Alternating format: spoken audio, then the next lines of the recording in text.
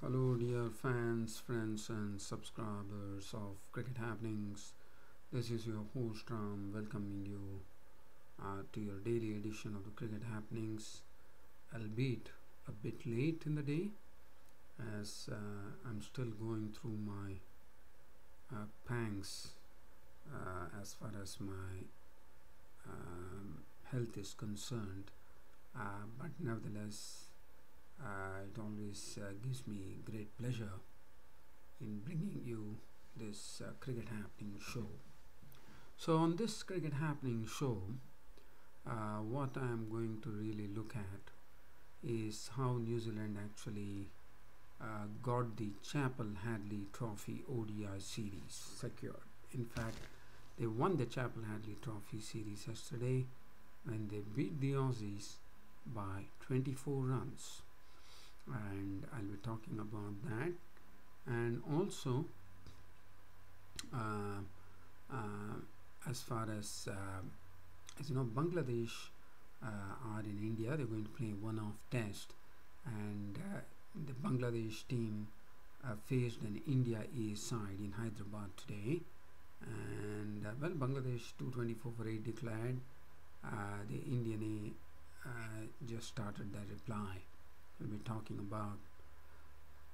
Um, right now, what I'm going to do is I'm going to do a brief on the Chappell Hadlee Trophy ODI series, which was won by New Zealand at Seddon Park in Hamilton.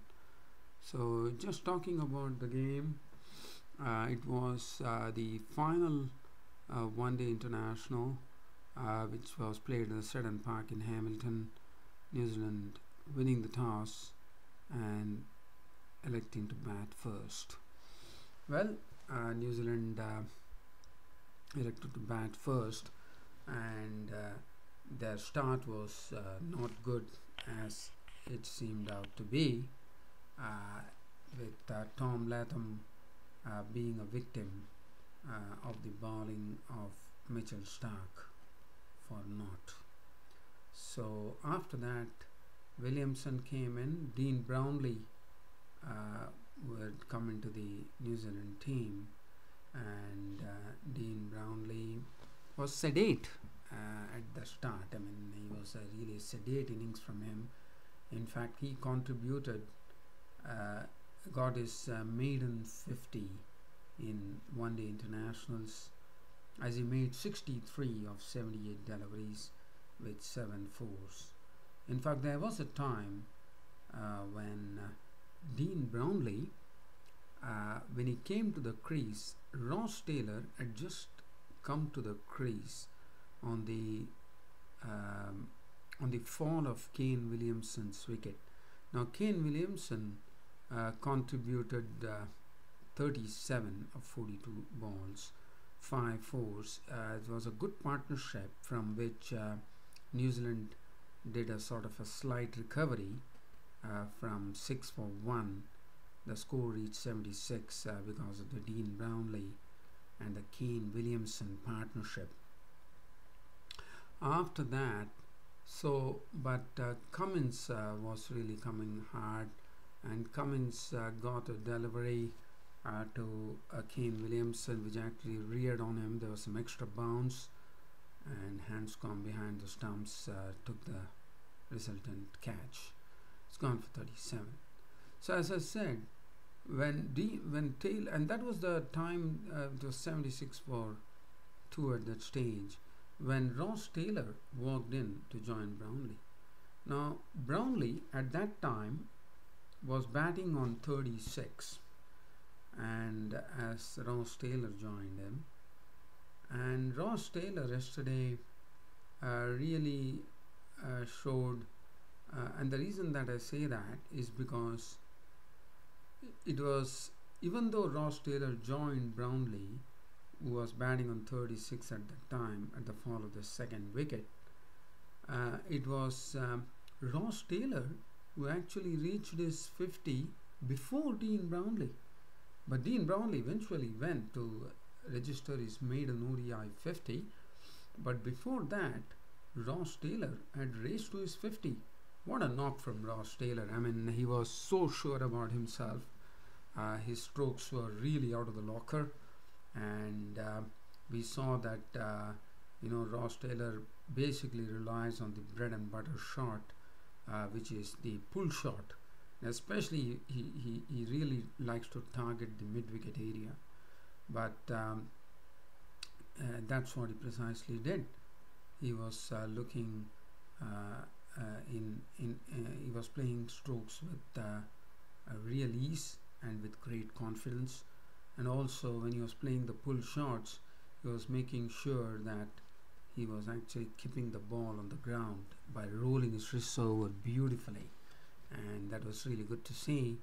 And Ross Taylor went on to score 107 of 101 balls with 13 fours, and that happened to be the 16th ODI century for Ross Taylor, which equaled the New Zealand all-time record for the most centuries in ODIs of the former opener from New Zealand, Nathan Astle, who had 16 ODI centuries. So now Ross Taylor contributed 107. What a knock that was. A sweet knock, I would say. Dean Brownlee finally, and then from 176 for 2, New Zealand were really looking like dictating terms to the Aussies. But Aussies struck back in a fierce manner to pick up wickets at a very rapid rate to plunge New Zealand from 176 for 2 to 209 for 6. Brownlee was the first to be dismissed. I was caught by Faulkner using the ball which actually goes away from the batsman to suck in Dean Brownlee. Was caught by Hanscom for 63 of 78 deliveries, 7 fours. Neil Broom was also done in by something like that by Faulkner, caught behind for 8 of 12 deliveries. Colin Munro holed out to Mitchell Starc, the bowling of Hazelwood, for 3, and Jimmy Neesham received a good delivery from Josh Hazelwood, which found the base of the stumps. He was gone for 1, and that really plunged New Zealand into a very, very big spot of bother at 209 for 6. After that, we saw a stage in which the New Zealand innings really struggled after that. Taylor was the only one, but still the pressure really started building on the New Zealand, the Kiwis, and between the 36th and 41st overs, they hardly scored 18 runs, so it was a pretty tough going. And then finally Ross Taylor, after reaching his 16th ODI century, was a goner, out to the bowling of Faulkner for 107 of 101 deliveries with 13 fours. But Mitchell Santner, who was celebrating his 25th birthday yesterday, really caught on. I mean, he was the one who really provided the impetus, which was direly needed for New Zealand to have the score sitting at 281 for 9 when he took Mitchell Starc in his final over. Mitchell Starc had already done a lot of damage. He was in a hat-trick when he actually clean bowled Starc for 10, Southee for 10, and Lockie Ferguson for naught, and which left Mitchell Santner with the final over to face. And Mitchell Santner hit 4, 2 boundaries, and a 6 of the final delivery of the 50th over to finish on an unbeaten 38 of 34 deliveries with 3 fours and 2 sixes, and New Zealand managed to reach 281 for 9, which eventually proved to be a really a good winning score. As far as the bowling was concerned, Starc was good, but 363. Hazelwood 2 for 44 bowled well. Stoinis 4 overs none for 22. Cummins 10 overs 1 for 47. Zampa 7 overs 41. Faulkner picked up the wickets 9 overs 3 for 59. Now, when the time came for the Aussies to chase 281, the start was pretty decent, one could say, with the openers Aaron Finch and Sean Marsh. Aaron Finch started off in very aggressive fashion, hitting the ball over the top, especially of Tim Southey, and really taking the attack to the opposition right away. Sean Marsh also played some nice, neat little strokes, and then a sort of a silly thing happened. Two silly dismissals in pretty quick time got the Aussies to 44 for 2. First, it was Sean Marsh who, probably while turning at the non-striker's end, he actually slipped, and in the process he was a bit late to reach the crease. By the time the damage was done, as Santner had relayed the throw to the wicket keeper, and Latham had whipped off the bails. Sean Marsh was run out on 22 of as many balls at 4 4s, and Peter Hanscom, who normally likes to play deep inside the crease, had his furniture disturbed by twin bowled when he actually tried to play at a delivery in a very casual manner. There was not much, I would say, much movement on his feet there, and in the process, Hanscom really harmed himself by trying to play the ball and actually played on with getting clean bowled for naught. So it made it 44 for 2, and Finch was there at the crease and Travis Head joined him. And then we saw a phase of play where Kane Williamson decided to bring on Lockie Ferguson onto the attack, and I have to tell you that Lockie Ferguson was wonderfully impressive with his bowling. As he was ramping up the pace, he was consistently clocking at 150 clicks, consistently clocking up 150. He was menacing, and his first over was all the more menacing, and he gave a very tough time to Aaron Finch as he was really hitting him for pace. Not only that, and after that, in the final delivery, Finch would have well been on his way home, but luckily for him, the ball went first bounce to Mitchell Santner at point region. Otherwise, Finch would have been on his way back. So Finch was lucky, and in fact, the first spell from Lockie Ferguson was absolutely fire and brimstone, I would say, and it's good to see a New Zealand pace bowler after Shane Bond really turn it on like this. He was consistently clocking 150 clicks in each and every over he bowled. I mean, he started off at 147, 148, 149, and then he used to clock at 150. That was truly amazing. It's very good to see a pace bowler bowl at such raw pace, and he's a real tearaway, I can say that. Lockie Ferguson looked very impressive. And after that, then slowly Aaron Finch and Travis had settled in, took their time, and they started pushing the score along to 119 before Kane Williamson picked the wicket of Aaron Finch by getting him caught by Bolt for 56 of 64 deliveries, 5 4s, 2 6s. Travis had once again showed his consistency, contributing 53 of 72 deliveries with 5 4s. Maxwell was out for a duck, caught behind the bowling of Santner. That was a big blow for them. Stoinis showed some good capabilities here, making 42 of 48 deliveries, 4 4s and 1 6, but was not able to deliver the heroic feat that he did in the previous one-dayer, as he holed out the bowling Mitchell Santner for 42.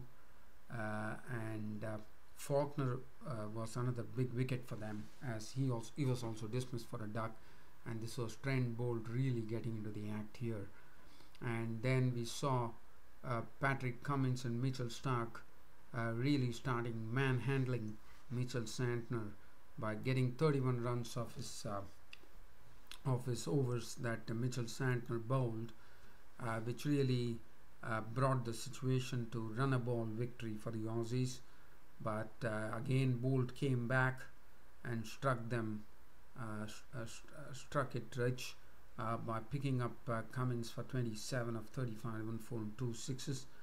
And then Bolt also bolted the door for the Aussies by getting rid of Zampa for 1, and also Hazelwood lost his stumps to Bolt for 4, as the door was bolted by Trent Bolt for the Aussies, as the Aussies finished 257 all out, thus losing by 24 runs. Mitchell Starc was not out on 29 of 23 deliveries, 2 4s and 2 6s. Game over. New Zealand taking the Chappell Hadlee Trophy ODI series, and Trent Bolt for his career best figures in ODIs of 10 overs, 1 maiden, 33 runs and 6 wickets, taking away the player of the match. Tim Southee, 8 overs, none for 39. Ferguson, as I said in the first spell, was very impressive with his impressive clocking of his place.